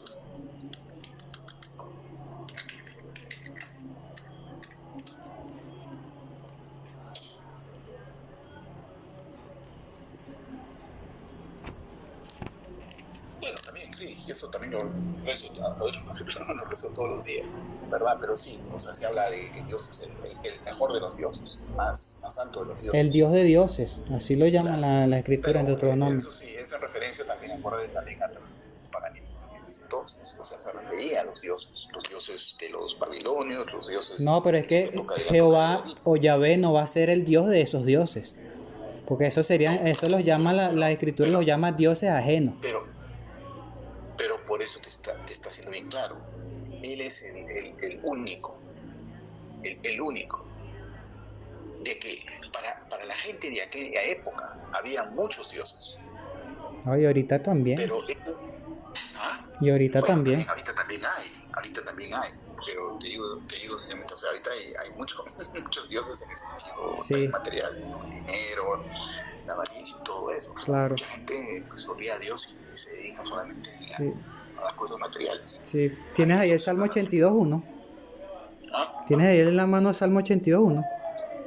82:1, sí. Dios está en la reunión de los dioses, en medio de los dioses juzga. Ajá, ok, párate un momento ahí, te lo voy a leer aquí en la traducción latinoamericana. Se ha puesto Dios de pie en la asamblea divina para dictar sentencia en medio de los dioses. La Biblia latinoamericana. La expresión ahí divina, Elohim, se puede traducir como dioses o como divinos. Pero es como ya el complemento predicativo que hay antecediendo a la palabra Elohim en la escritura hebrea. Por eso, por lo menos en esta traducción, me gusta, la latinoamericana, dice, se ha puesto Dios de pie en la asamblea divina. O sea, en una reunión, cuando hablamos de una asamblea es una reunión para dictar sentencia en medio de los dioses. ¿Cuáles dioses si no existen? ¿Verdad? Pero no veo cómo pueden ser los ángeles. ¿Quiénes serían entonces? Porque acuérdate una cosa, fíjate, dime. ¿Quiénes serían esos dioses? O sea, él está en la asamblea de los dioses, en la asamblea divina de los dioses. Sí, dame un segundito, te voy a hacer una pregunta con respecto a eso, pero déjame ver esto. Sí, pero ¿quiénes crees tú que son esos dioses? Pues te estoy diciendo nuevamente, yo creo que esos dioses, nuevamente me faltaría leer más ver qué es lo de dónde viene y todo eso, pero los dioses a lo que yo creo que se están refiriendo son los mismos dioses de hoy, son los mismos dioses de no puede ser, fíjate, te lo digo de manera lógica, ¿ves? No, Dios no puede estarse reuniendo con demonios, ¿verdad? Para dictar todo tipo de fallo, de juicio. Te lo digo porque si lees el versículo 6, sí, pero te leo el versículo 6, dice, sí, okay. Había dicho, ustedes serán dioses, serán todos hijos del Altísimo. ¿Cómo lo dice en tu traducción? El versículo 6. Estoy leyendo la Reina Valera, yo no estoy leyendo eso, no sé quién es, mira, no estoy leyendo la católica, estoy leyendo realmente lo que tengo acá. Bueno, ella no va a diferir en ese versículo con la versión católica. Versículo 6. Dice, yo dije, vosotros sois dioses y todos vosotros hijos del Altísimo. Entonces, ¿el Altísimo tiene por hijo a quién? Dice ahí a dioses. Pero como hombres moriréis, y como cualquiera de los príncipes caeréis. Levántate, oh Dios, juzga la tierra, porque heredarás todas las naciones. Ahí es claro que se está hablando de otros tipos de dioses, que no son dioses a nivel del Padre. Ok, pero sí, fíjate, la cuestión es que el término Elohim, que significa dioses, también en el Salmo 8:5, que es un salmo dirigido a los ángeles, que es donde ahí el salmista está diciendo que al hombre lo hiciste inferior a los ángeles. La expresión ahí Eso es es cierto. Elohim, Eso es le cierto. hiciste inferior a los Elohim. Cuando en el libro de Job se dice que Dios está en la corte con sus hijos, ¿verdad? Que en este caso serían los ángeles, que se presentó Satanás para plantear la cuestión sobre Job. La expresión para hijos de Dios ahí es Elohim, sí, a los Elohim. Dios está reunido con los Elohim, sí, con los dioses. Inclusive en Biblia católica, en el Salmo 82:6, ¿verdad? Se puede hablar de los dioses, porque la expresión ahí para referirse a los ángeles son Elohim, son dioses. Los ángeles son dioses porque tienen poder, tienen autoridad, son seres divinos. La cualidad divina no es algo inherente de Dios, no la tiene solamente Dios, la tienen los ángeles. La van a tener los cristianos que van al cielo. Porque el mismo Pedro dijo que iba a ser partícipe de la naturaleza divina, es decir, que él iba a participar de la naturaleza divina, es decir, que lo corruptible, que es la carne, se iba a transformar en algo inmortal, ¿verdad? Algo incorruptible, en algo espiritual, en algo divino. Entonces, lo divino no es algo inherente solamente de Dios, es decir, no pertenece únicamente a Dios, también pertenece a los ángeles, ¿verdad? Inclusive los cristianos van a ser seres divinos, seres celestiales. Eso es lo que se entiende bíblicamente por algo divino. Ahora, con respecto al tema que estamos hablando, ¿verdad? Me desvío un poquito, que era de si Jesús es creado. Fíjate, Proverbios 8:22, la Biblia latinoamericana, en su nota, dice que la sabiduría de Proverbios 8:22 es Jesús. Y el texto dice, Yahvé me creó. Entonces, si la sabiduría es Cristo, el Hijo de Dios, y Yahvé, el Padre, lo creó, y ya se hablaba de Jesucristo durante la creación como Hijo de Él, entonces claramente aquí vemos una diferencia entre la persona del Hijo y la del Padre como alguien creado, como un Hijo de Dios, como lo son los ángeles. Los ángeles son creados y son hijos de Dios. Entonces, ¿qué enseña la Trinidad? Que el Hijo no fue creado. El Hijo es eterno, siempre ha existido. Pero la Biblia en sí textualmente dice, el Padre me creó. Y Jesucristo en el capítulo 5 del Evangelio de Juan, 5:26, si no me equivoco, dice que el Hijo tiene vida en sí mismo porque el Padre se lo ha concedido. El Padre le concedió al Hijo tener vida. Yo te pregunto, en Apocalipsis, si no me equivoco, y déjame ver. Apocalipsis, capítulo ¿qué? En Apocalipsis 22, capítulo 8, o versículo 8. Apocalipsis 22, versículo 8. Ajá. 22:8. ¿Lo leo yo? Sí, si quieres. Ok. 22:8. Pues bien, yo, Juan, fui el que oyó y vio estas cosas, y cuando hube oído y visto, caí para adorar delante de los pies del ángel que me había estado mostrando las cosas. Ajá. ¿Qué más? Pero él me dijo, ten cuidado, no hagas eso, yo simplemente soy un esclavo tuyo y de tus hermanos, que son profetas, y de los que están observando las palabras de este rollo. Adora a Dios. Entonces, no pueden ser dioses. ¿Cómo? No pueden ser dioses. Está diciendo que no se postren ante él. Ajá. Pero la cuestión es que, ¿por qué no se van a postrar? Es porque es a un solo Dios al que hay que adorar. Pero por eso, o sea, Pero es que, ¿quién dijo que a todo el que se llame Dios en la Biblia hay que adorarlo? Cuando es a un solo Dios al que hay que adorar, que es al Padre. Entonces, cuando aquí el ángel dice adora a Dios, se está refiriendo a la Trinidad y no al Padre. Juan 4:23, los verdaderos adoradores adoran ¿a quién? Al Padre. ¿Perdón? Juan 4:23. Sí, solamente al Padre. Jesús no dijo al Padre, Hijo y Espíritu Santo. Dijo, adoren al Padre. No dijo, adórenme a mí o adoren al Espíritu Santo. No, dijo, adora a Dios, dice acá. Ajá, ahí dice adora a Dios. Muy bien. Sí. Pero refiriéndose a quién, a la Santísima Trinidad o refiriéndose al Padre. Sí, nosotros lo vemos de esa manera. Para nosotros es sí. Claro, pero entonces, ¿cuál sería el sustento? ¿Cuál sería el sustento bíblico? ¿Quién adora a los tres? Por eso le digo. En la Biblia, ¿quién adoró al Espíritu Santo? Pues es un solo Dios nada más. Ajá, pero ¿alguien adoró al Espíritu Santo? Separado, ¿no? No, ¿verdad? Nunca, jamás. ¿Y alguien adoró a Jesús solamente separado? Bueno, fíjate que en las traducciones bíblicas católicas la expresión ahí para adorar... Solamente te postrarás a la rodilla. Ajá. O doblarás rodilla, dice, ante Jesús. Sí, inclusive aquí algunas, en esta traducción que no estoy de acuerdo, dice que le dieron prosquineo a Jesús. En algunas traducciones se traduce como adorar, ¿verdad? A Jesús. Y por eso es que dicen, de ahí es que parten para decir que Jesucristo es Dios. Pero nunca vas a encontrar prosquineo al Espíritu Santo, adoración al Espíritu Santo. Eso nunca lo vas a encontrar en la Biblia, ni en el Antiguo ni en el Nuevo Testamento. ¿Alguien le dio prosquineo a Jesús, al Espíritu Santo? Jamás. Jamás, nunca. ¿Se le dio orden a alguien de que lo hiciera? Jamás. Pero prosquineo al Padre sí le dieron. Prosquineo al Hijo sí le dieron. ¿Ve? Entonces, nuevamente, ¿qué es lo que estamos enseñando en la Trinidad? Al Hijo se le debe adorar, como se le debe adorar al Padre. Al Espíritu Santo se le debe adorar, como se le adora al Hijo y como se le adora al Padre, porque los tres son coiguales, son un mismo Dios.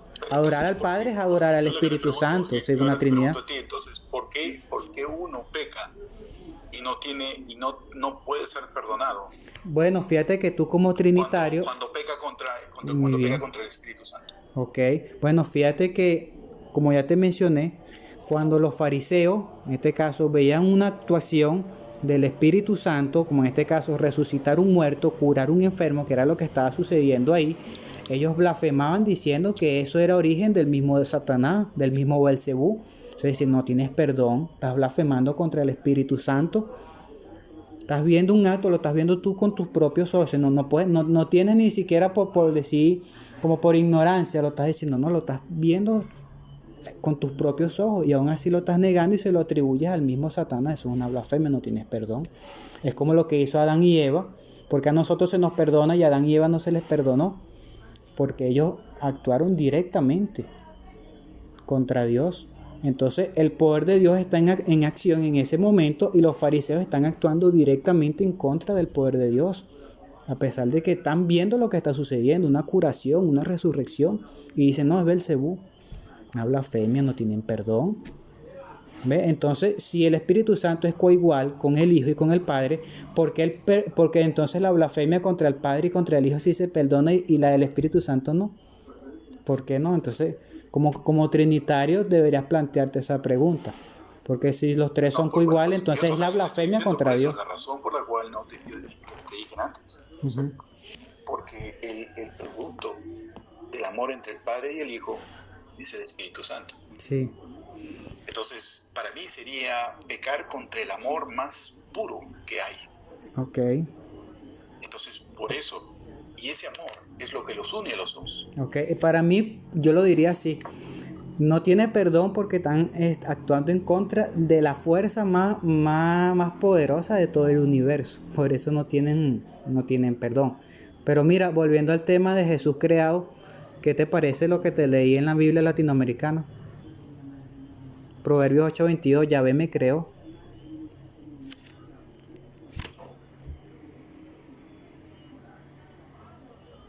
¿Aló? Sí. Estoy pensando, la verdad es que no creo que haya sido referencia a crear. La palabra crear no creo, porque ¿tú no tienes ahí esa Biblia? Dios no puede generar a otro Dios. ¿Cómo puede crear a otro Dios? Pero si él mismo nombró a Moisés Dios, Éxodo 7:1, lo nombró a Moisés Dios, te hago Dios delante de Faraón. Bueno, le dio todo su poder, obviamente. Sí, exactamente. Pero en otras palabras, tú me vas a decir que ahora se le tenía que dar. ¿Cuándo se le da culto a Moisés? No, nunca, pero ¿quién te dijo que por ser un Dios hay que adorarlo? Si lo adoran, ya sería idolatría. Pero estamos hablando de un Dios a otro nivel. Estamos hablando del Dios del Altísimo, no estamos hablando de porque también tenemos otros dioses. Claro, pero no se le adora. Hay dioses que se han inventado de todo. Ajá, pero que no se le debe adorar. No son nada. Ajá. Pero te estoy hablando de Dios el Altísimo. El Altísimo, ¿en qué momento ha creado? Tú dices que lo creó a... Exactamente, pero es que te lo estoy leyendo de la Biblia. Yahvé me creó. Y la nota de tu Biblia dice que esta sabiduría es una referencia a la persona del mismo Hijo. Entonces el Hijo fue creado. Y es que de hecho, si lo vemos desde un punto de vista lógico, ¿por qué el Hijo es Hijo? Es porque proviene de un Padre. Fue creado, ¿cómo lo creó? Como creó los ángeles, todas las cosas. O sea, cuando la Biblia dice crear, es formar de la nada. Es como que tú juntes tus dos manos y entre tus dos manos no hay nada y tú hagas que aparezca algo. Eso es crear. Eso solamente lo puede hacer Dios. Y a quien Él le otorgue esta facultad, obviamente. Porque todo lo que el Hijo ve hacer al Padre, Él mismo lo hace también. Y el Padre le ha dado toda autoridad al Hijo. Bueno, eso es cierto. Pero ¿por qué? No, es más hay una cosa. Todavía mismo es porque Él mismo es Dios. Y Él mismo lo dijo. Muchas veces Él lo dice, o sea, cuando le dijeron los apóstoles, porque quisiéramos que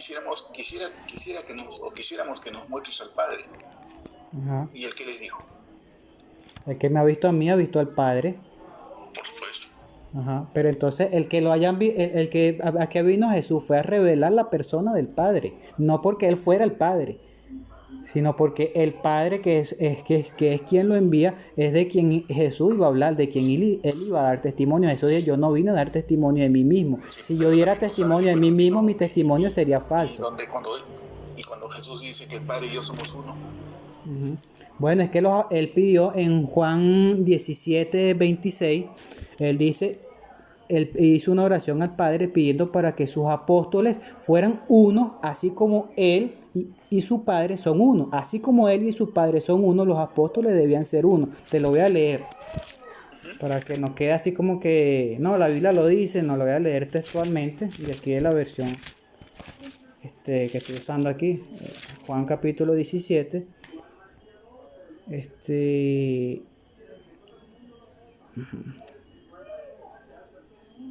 Palabra, yo le he dado tu palabra, no son parte del mundo. Desde el 21, fíjate. Para que todos ellos sean uno, fíjate, uno, así como tú, Padre, estás en unión conmigo y yo estoy en unión contigo y ellos también estén en unión con nosotros, para que el mundo crea que tú me enviaste. Pero fíjate, dice, para que todos ellos sean uno, así como tú, Padre, estás en unión conmigo. O sea, así como el Padre y Jesús son uno, así los apóstoles debían ser uno. Entonces, ¿en qué está hablando? Está hablando en un sentido de cooperación, de unidad, de propósito. O sea, Jesús, el propósito del Padre es el mismo propósito de Jesús. En ese sentido están unidos. Cuando una persona se casa con otra, ¿qué pasan a ser? Pasan a ser uno. Claro. Bíblicamente pasan a ser uno. No quiere decir que son la misma persona o que cuando uno ve al esposo ve a la mujer, no. Cuando un hombre se casa con una mujer, ¿qué es lo que lo une? Bueno, el sagrado matrimonio, esa unión que está haciendo Dios ahí, está bendiciendo Dios. El amor. Ok, está bien. ¿Y qué une el Padre con el Hijo? Bueno, puede ser también el amor, la cooperación. El Espíritu Santo, el amor. Muy bien. Eso es lo que te están diciendo. Sí, pero fíjate, en este punto, en lo que estamos aquí hablando, tú me preguntaste que qué quiere decir. ¿Qué quiere decir eso? Cuando el Hijo y el Padre son uno. Bueno, que tienen el mismo propósito. Eso no los hace coiguales como enseña la Trinidad, porque entonces habría que decir que los apóstoles eran coiguales del mismo punto que enseña la Trinidad. Y el otro texto que te quería leer con respecto al tema de la creación de Jesús era Juan 5:26, ¿verdad? Que tú me preguntabas que cómo pudo Dios crear a otro Dios. Bueno, fíjate, Juan 5:26, ¿no? Porque así como el Padre tiene vida en sí mismo, así le concedió también al Hijo tener vida en sí mismo. O sea, el Padre le concedió tener vida al Hijo. ¿Y dónde estaba el Hijo antes de tener vida? Bueno, por eso nuevamente te estoy diciendo, tienes que salir de la lógica de tiene que haber un padre antes. Obviamente mi hijo no puede nacer antes que yo. Exactamente. No puede haber esa lógica. Nuevamente, esa es mi lógica terminal. Ok, pero ¿en qué términos nos está refiriendo aquí entonces Jesús cuando dice Padre e Hijo? Se está dirigiendo a seres humanos. ¿Qué términos usó para que nosotros podamos entender la relación entre él y su padre? La misma que la tenemos nosotros. Entonces, ¿por qué Bueno, vamos por a eso estoy entender diciendo otra nuevamente, cosa? no, la razón por la cual Jesús también vino justamente fue para romper ese hielo que había, la separación que había entre el Padre y nosotros. Ajá, muy Porque bien. acuérdate de una cosa también, él fue el primero que empieza a llamar a Dios Abba. Ajá, padre. Ninguno de los fariseos hacía eso. Entonces, ¿por qué no lo dijo? ¿Por qué? Porque el padre sigue siendo padre. Nadie niega de que son dos personas completamente separadas. Ahora, lo que sí yo realmente sí cuestiono es el hecho de que, y te lo digo pues con lo que yo conozco y con lo que he estudiado, de que definitivamente no hay. O sea, no hay, La no creación hay del hijo. indicios de que diga la creación, ¿me entiendes? O sea, lo que es creación. Ajá. No, ¿Y ¿cómo cómo puedes me crear explicas ese otro versículo Dios entonces? altísimo? ¿Cómo tú entiendes ese versículo, Juan 5:26? A ver, no, déjame sacarlo. Pero estás hablando de acá dice la autoridad. Juan 5:26. Ok, ya. Porque como el Padre tiene vida en sí mismo, también ha dado vida al Hijo a tener vida en sí mismo. Y también le dio autoridad para hacer juicio por cuanto es el Hijo del Hombre. Muy bien. Pero fíjate, el Padre le dio vida al Hijo. ¿Cómo podemos entender eso si el Hijo siempre ha existido? ¿O hubo un tiempo en que Jesús no existía? ¿Cómo me explicas Pero tú dime eso? una cosa, discúlpame, yo puedo entenderlo de dos maneras. Ajá, ¿cuál es? Yo no creo que le puedes dar tu vida a un Dios, porque Jesús es Dios. Jesús, tú no puedes darle la vida a un Dios. Ahora, y es obvio que acá, cuando Él le dice dar vida, tener vida, estamos hablando de que Dios también fue, acuérdate una cosa, Jesús tenía, a pesar de ser 100% Dios, y fue 100% divino. Eso está en Filipenses 2:6. Sí, estoy de acuerdo. Entonces, sí, estamos hablando de que le dio la vida carnal. Ah, muy bien, Porque pero también fíjate esto, disculpa que te interrumpa ahí, porque entonces habría que pensar que el Padre es carnal, porque dice, así como el Padre tiene vida, cuando él dice así, es que él está haciendo una equivalencia, ¿verdad? Porque dice que así como el Hijo tiene vida, la vida que actualmente tiene el Hijo, también la tiene el Padre. ¿Pero por qué? Porque el Padre se la concedió. Entonces habría que entender que si esa vida es la vida humana, entonces habría que entender que el Padre también es humano. ¿Ves el punto? no, Sí, porque fíjate, porque vuelve a si leer el vamos, texto, vuelve a leerlo. y déjame, dame un segundito. Ajá, ok. Este,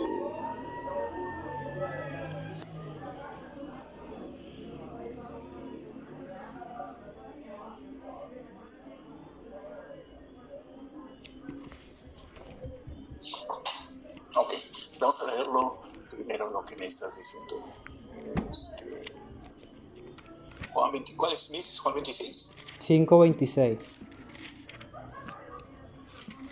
Aquí estoy con la católica también.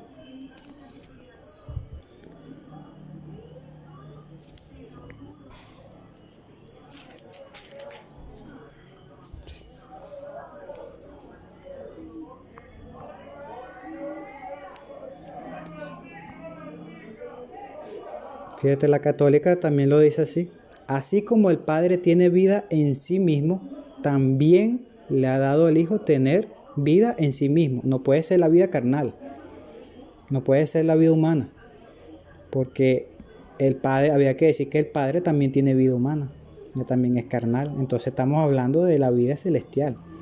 Así como el Padre tiene vida, esa vida que tiene actualmente, la celestial, la divina, también le ha dado al Hijo tener vida en sí mismo, la misma vida.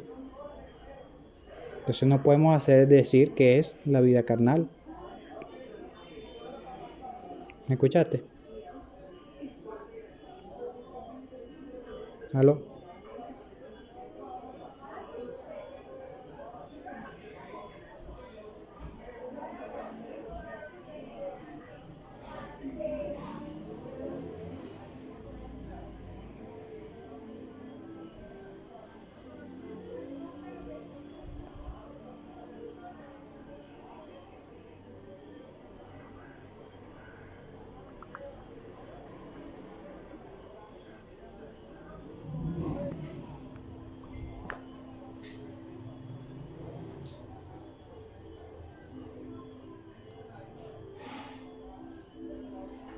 Estoy llamando otra vez a Gustavo Macho.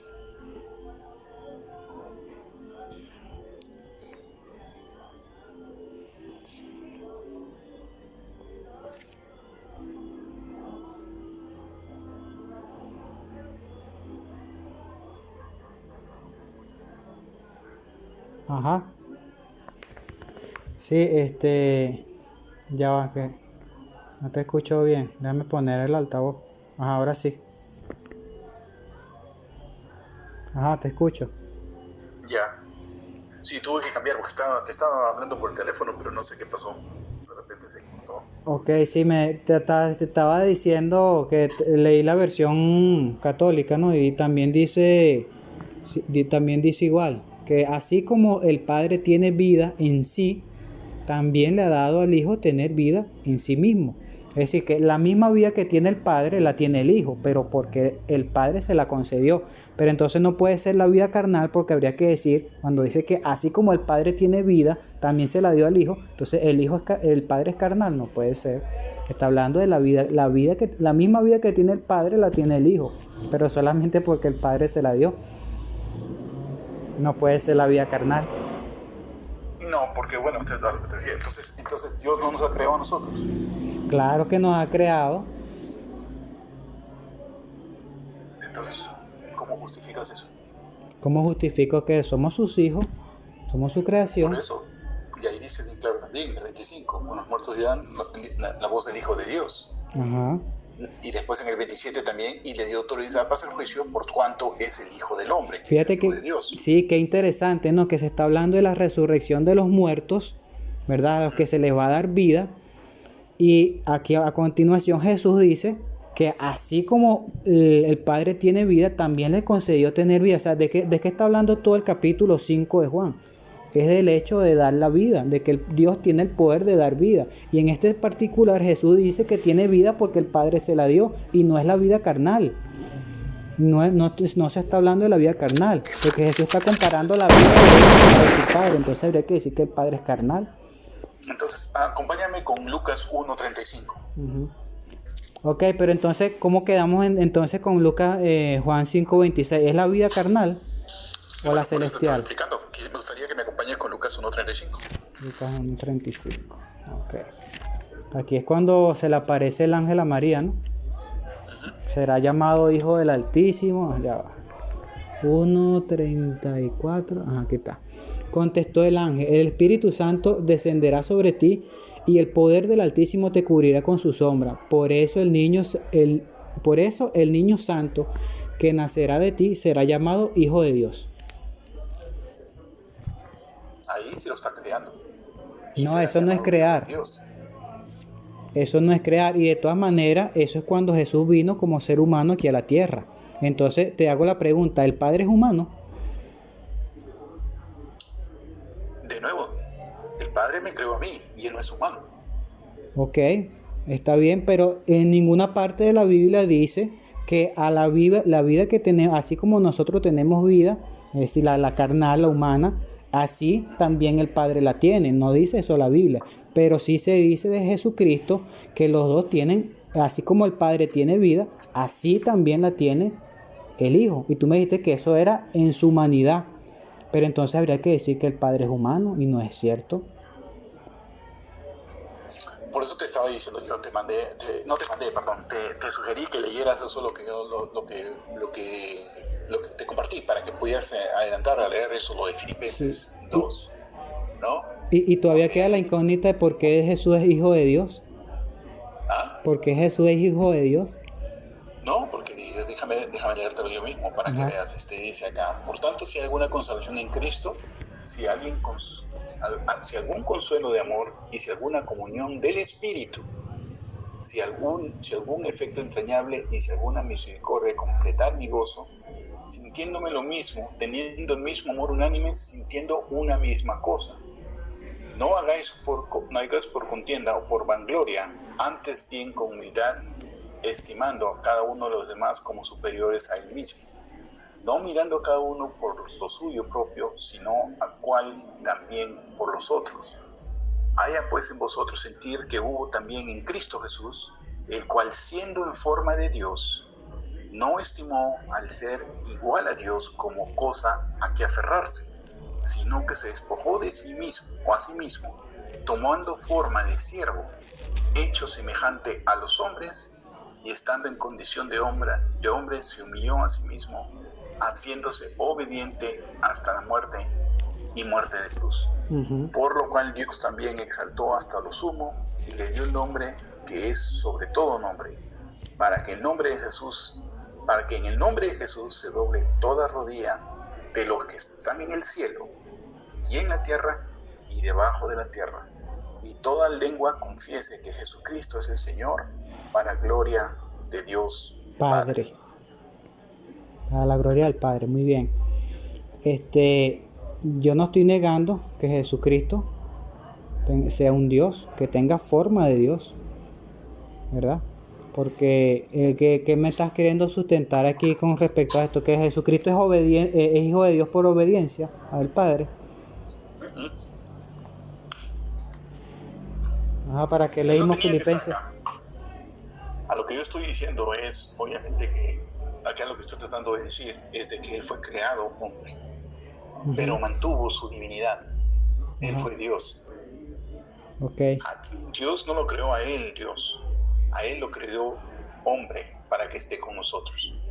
Pero Él, dentro de su divinidad, siendo Dios mismo, Él se humilló para que entonces pudiera morir por nosotros, que estaba dentro del plan divino de Dios Padre, o divino de Dios, punto. O sea, no Dios Padre, porque en verdad todos eran uno solo. Son uno solo. Okay. Entonces, a eso es lo que yo estaba yendo.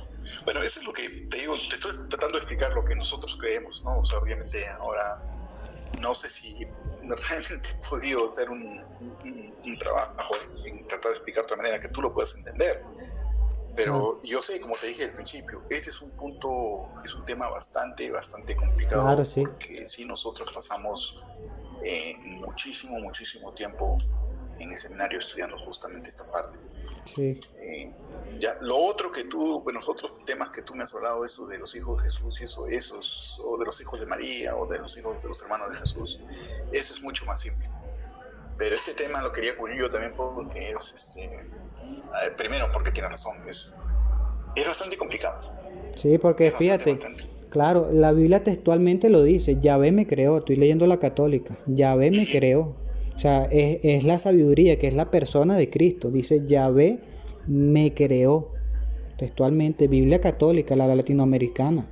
Sí, ¿verdad? pero hay otra cosita que también, por eso también yo estoy muy en contra, y yo personalmente, más que nada, ¿no? Aparte que, bueno, la iglesia, obviamente, la iglesia católica, pues, nosotros aceptamos, ahora que estoy en parte del clero, aceptamos mucho y tenemos mucho respeto con las doctrinas de otras doctrinas, ¿no? Porque en verdad pues, Dios actúa como Él desea actuar, no hay nadie, nosotros no tenemos por qué interponernos, como Dios le toca el corazón a cada uno. Si a ti te toca de esta manera, pues tú sabes, siempre vas a tener mi respeto y siempre vas a tener igualmente contigo. ¿No? Todo mi apoyo en todo lo que te pueda ayudar. Y podemos comparar y pues no, respetuosamente te puedo dar mi opinión o compartir lo que yo he aprendido. Pero Dios toca corazones de muchas maneras, así que por eso también yo, y eso es lo que estoy tratando de demostrar también si tú me ves participar en estos eventos con esta gente. Respeto sobre todo, pero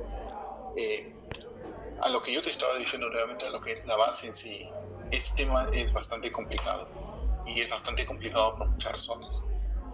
Porque en verdad, primero que todo, las escrituras son, para nosotros, no tienen todo el ¿cómo se llama? Vamos a decir... Santo Tomás de Aquino. Bueno, él sí, obviamente trató de hacer muchísimo. ¿Y cuál fue la conclusión que él dio? ¿Qué pasó con él? Ajá, exacto, eso es lo que te iba a decir. ¿Qué pasó con él? Bueno, al final, ¿qué conclusión dijo él? Bueno, cuando tuvo un sueño y Dios se le presentó a él, tuvo esa inspiración de ver el resto de lo que él tenía, él dijo, todo lo que he escrito, toda esa sabiduría que he adquirido hasta ahora y que les estoy compartiendo, solamente es una pajita al lado de todo el pajar que hay. Entonces no sabemos quién es Dios. Echó para atrás y paró de escribir. Exacto. Dejó de escribir. porque sabía que no podía. Y justamente eso complementa lo que dice Juan 1:25. ¿No? Si tú vas a Juan 1:25 y eso trae las cosas, y yo no lo quiero usar en contra de lo que, bueno, la gente, como te digo, nuevamente, yo respeto la doctrina de la sola escritura, porque también nosotros, pues, obviamente mañana me toca predicar y voy a estar amparándome mucho en lo que dicen las Sagradas Escrituras, ¿no? Pero, como te expliqué desde el principio, la Sagrada Tradición no se refiere a ritos, no se refiere a procesiones, nada de eso. Perdón, es 21:25, Juan 21:25, ¿no? Y está, claro. O sea, para mí, por ejemplo, y es lo último que dice Juan. Y también hay otras muchas cosas que Jesús hizo. Pero no están ahí Las cuales, escritas. si se escribieran una por una, pienso que No ni cabrían. el libro entero cabrían los libros que se habrían de escribir. Exactamente, sí, porque imagínate, son 33 años. Entonces es obvio. Sí, exacto. Como te digo, nuevamente, respeto mucho las Sagradas Escrituras, porque, y especialmente a ellos que tienen eso. Pero nosotros tenemos tres columnas. Y la columna de la Sagrada Tradición es, y cuando doy clases de bautismo me gusta explicarlo, porque es parte también de evangelizar o de decirles a ellos, ¿no?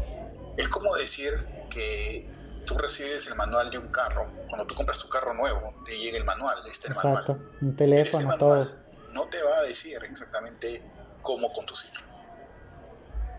Te va a decir cómo reparar, en qué está compuesto tu carro. Y eso es lo que pasa con las Sagradas Escrituras. En estos momentos, las Sagradas Escrituras para nosotros nos enseña lo que es la doctrina de Cristo, el carro. Okay. Pero no nos enseña cómo conducirnos por medio de esa doctrina, por medio de ese carro. ¿Ves? Y si tú ves muy bien claramente lo que también está escrito, que es muchos de nuestros hermanos que también están, bueno, de los que obviamente no son católicos, ellos se amparan mucho en, si todo tiene que estar escrito, ¿por qué? Porque lo dice, ¿cómo se dice? Perdón, 2 Timoteo 3:16. Toda escritura es inspirada por Dios. Vamos a 2 Timoteo 3:16. Sí, yo lo conozco. Toda escritura es inspirada por Dios para enseñar y para Dios, censurar. para enseñar y redarguir, para corregir, para instruir en justicia. ¿Estamos de acuerdo con eso? Por supuesto, sí, claro. estamos de acuerdo con eso. Pero ¿qué pasa? No leen el siguiente versículo. A fin de que el hombre de Dios sea perfecto, enteramente preparado, capacitado para toda buena obra. ¿Qué es lo que te está diciendo? Ajá. Toda la gracia de Dios tiene que terminar en los frutos. Tiene que regresar a Dios. Sí, exactamente. Pero eso lo haces cuando ya tu fe claro, ya la tienes. En el corazón. Ya la tenemos en el corazón. Sí, fíjate. Y eso sí, te digo, me gusta mucho compartirlo. ¿Estás ahí? Sí, te estoy escuchando. Sí. ¿Aló? Ajá, sí, te escucho. Sí. ¿Me escuchas? No. Sí, te escucho.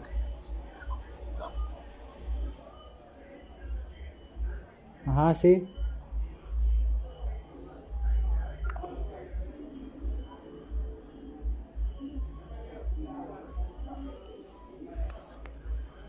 Refutado. Ajá. No sé si me estabas escuchando. Sí, sí te escuché todo. ¿Ah? Sí te escuché todo. Cuando llega a nuestro corazón los frutos, las obras, sí, es muy importante. ¿Ves? Sí, pero como yo te había dicho la primera vez que hablamos. El punto bueno, esa es nuestra doctrina. Sí. No es tanto de enfocarnos en lo escrito, como te dije antes, nuevamente lo de 2 Corintios. Nosotros somos las cartas vivas del Espíritu, las cartas vivas de qué sirve yo memorizarme y tratar de...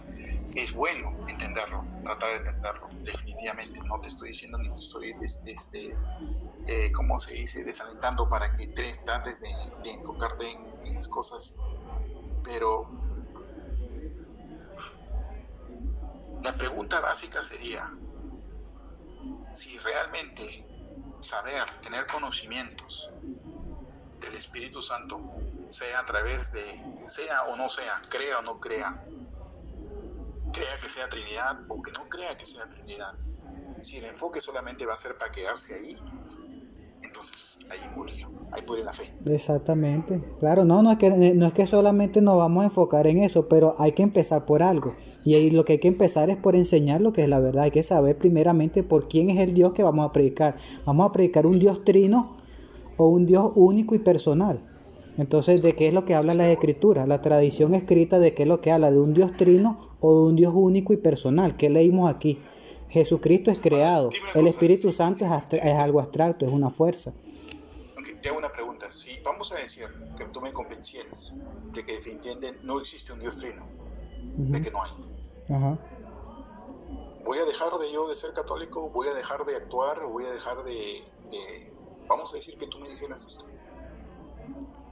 ¿Voy a dejar yo de ayudar, de visitar hospitales, de visitar las No, porque cárceles? vas a seguir siendo cristiano, ¿verdad? Enseñando una verdadera doctrina y practicando todo lo que aprendes. Porque no es la Iglesia Católica la única que hace obras. Las demás iglesias también las hacen y también Bueno, se pero llaman que cristianos. funcione entonces nuevamente, no habría ninguna relevancia. No, claro que sí, porque a Dios le interesa si lo que estamos enseñando es verdad o es mentira. Porque si la Por eso Trinidad, te digo, no, si Dios no ¿dónde? es trino, ¿qué estaríamos enseñando? ¿Una verdad o una mentira? Sería una mentira. Y si Dios es trino y yo estoy enseñando un Dios único y personal, yo estaría en la mentira. Entonces yo puedo tener muchas obras, pero ¿de qué Y me te vale si pregunto, estoy enseñando una mentira de Dios? y te ¿Ves? pregunto, ¿el saber de que Dios es trino o no es trino va a impactar en ti lo que tú vas a hacer por Él? ¿Te va a acercar o Claro te que va a sí, alejar? porque ¿qué es la idolatría? ¿En qué se basa la idolatría? En adorar a un Dios que no es el verdadero Dios. Entonces, ¿los idólatras van al reino de Dios? No, ¿verdad? Entonces, claro que Entonces, impactaría. tú eres de los que está pensando de que, por ejemplo, un hindú, vamos a decir, ¿cómo se llama este señor? Mahatma Gandhi, entonces él no tiene nada que ver con Dios, ¿En qué sentido? ¿Cómo que no porque tiene? nunca se convirtió en cristiano y nunca creyó en el cristianismo. O sea, él conoció el cristianismo, le dio la Biblia varias veces y él dijo, Por eso es que Juan si los 5:28, cristianos, sí, donde te estaba ah, leyendo que Jesucristo dijo que Dios le dio vida a él, el Padre le dio vida a él, así como le dio a todo lo que está actualmente vivo. El versículo 28 dice que todos los que están en las tumbas conmemorativas oirán su voz y saldrán y vendrán a una resurrección de vida, los que hicieron cosas buenas, y los que hicieron cosas viles, una resurrección de juicio. Obviamente, este señor Mahatma Gandhi no está en el cielo, ¿verdad? Ni tampoco está en un lugar de tormento quemándose. Él vendrá a la resurrección a ser enseñado, a ser instruido, a ser juzgado por las cosas que él creía o las que él enseñaba, ¿verdad? Para eso es la resurrección de los muertos. No la resurrección de los cuerpos, de los muertos. ok, entonces si es así, ¿qué opinas tú? Dime tu opinión con respecto a Apocalipsis, si no me equivoco, Apocalipsis 20, buscando. Bueno, yo creo que ya vamos a leer esto por Pasamos último, más ¿no? de Que media ya hora que está. yo quería Sí, pasar. sí, sí, Pero exacto, está te iba a muy, decir. muy bien y te digo, muy interesante conversar contigo. Definitivamente, pues a ver, vemos cómo encajamos, buscamos tiempo para continuar conversando. Claro. 11, del 11 al 15. 20:11, ajá.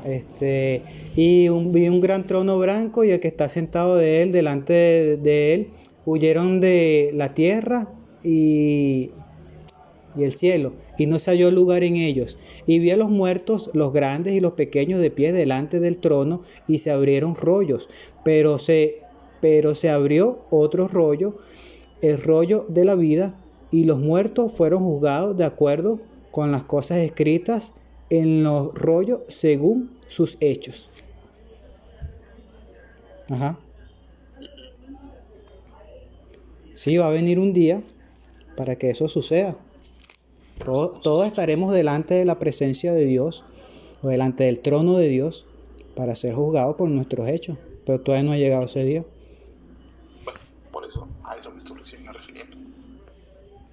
Ahí estará Mahatma Gandhi. Y hay muchos otros. Sí, sí, Muchos. todos, como dice Juan 5:28, todos. Todos los que están en las tumbas, todos los que están muertos vendrán a resurrección. Para una resurrección de vida o de juicio. Bueno, caballero, entonces ha sido un placer, un gustazo pues, conversar contigo y ojalá que no sea la única vez, No, claro. ¿sabes?